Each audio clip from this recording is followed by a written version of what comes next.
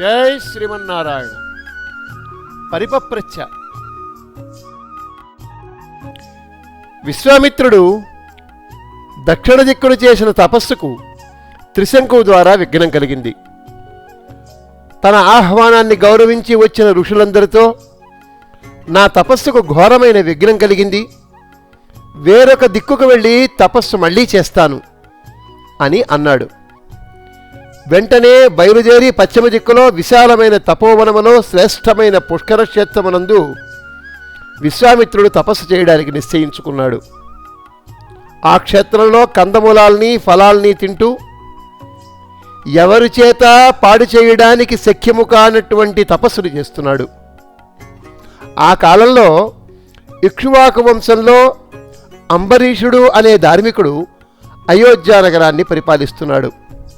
అంబరీషుడు యజ్ఞం చేయడం ప్రారంభించాడు. ఆ యజ్ఞంలో వాడే యజ్ఞ పశువును ఇంద్రుడు అపహరించాడు. యజ్ఞ పురోహితుడు అంబరీషుడితో, ఓ అంబరీష, నీ పరాకు కారణంగా యజ్ఞ పశువు పోయింది. ఈ దోషము నిన్ను నాశనం చేయగలదు. యజ్ఞము జరగడానికి ఇంకా సమయం ఉంది కాబట్టి యజ్ఞ పశువుకు బదులుగా ఒక నరుడిని, ఒక మనిషిని తెచ్చి పశువుగా బంధించాలి అని చెప్పాడు.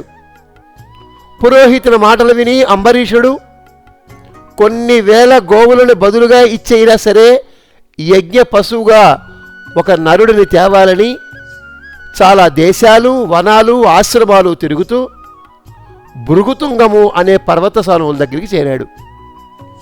ఆ భృగుతుంగ పర్వతం మీద గొప్ప తపశ్శక్తితో ప్రజ్వలిస్తూ భార్యా పిల్లలతో ఉన్న రుచిక మహర్షిని చూశాడు అంబరీష మహారాజు. ఆ మహర్షికి నమస్కరించి తన జరిగిన వృత్తాంతమంతా వివరించి, ఓ మహాశయ, నేను కోల్పోయిన యజ్ఞ పశువుకు బదులుగా 1,00,000 గోవులను ఇస్తాను. యజ్ఞ పశువుగా నీ కుమారుని విక్రయించు అంటూ ప్రార్థించాడు.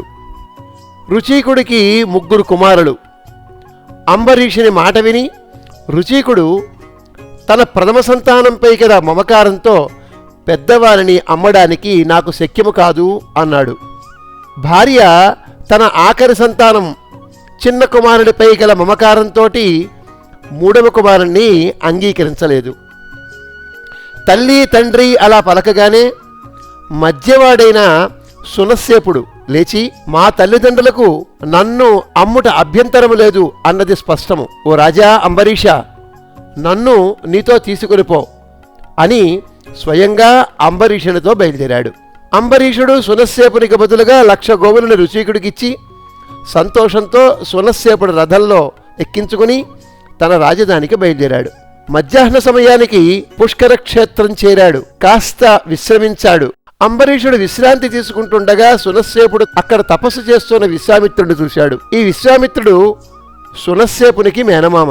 ఆయనను చూడగానే సునస్సేపుడు దీనుడై పాలిపోయిన ముఖంతో విశ్వామిత్రుడిని చేరి, ఓ సౌమ్య, నన్ను రక్షించడానికి తల్లిదండ్రులు లేరు, జ్ఞాతులు లేరు, బంధువులు లేరు, మీరే నన్ను రక్షించి కాపాడగలరు అంటూ ప్రార్థించాడు. సునస్సేపుడు విశ్వామిత్రుడికి జరిగిందంతా వివరించి, అంబరీషుడి యజ్ఞం పూర్తి అయ్యేటట్లు, నాకు దీర్ఘాయువు కలిగేటట్లు, నేను తపస్సు చేసి స్వర్గము పొందేటట్లు అనుగ్రహించమని కోరాడు. విశ్వామిత్రుడు ఆ మాటలు విని తన 100 కుమారుల్ని పిలిచి లాలనతో, స్వర్గాన్ని పొంది సుఖాన్ని అనుభవించడానికి తల్లిదండ్రులకు ఉపకరించడమే కర్తవ్యము. మీరు నాకు అలాంటి ఉపకారం చెయ్యాలి. ఈ మునికుమారుడు దీనుడు, నన్ను శరణు పొందాడు. ఇతని జీవితం నిలపగలిగితే శరణాగత రక్షణము వల్ల నాకు పరలోకం సిద్ధిస్తుంది.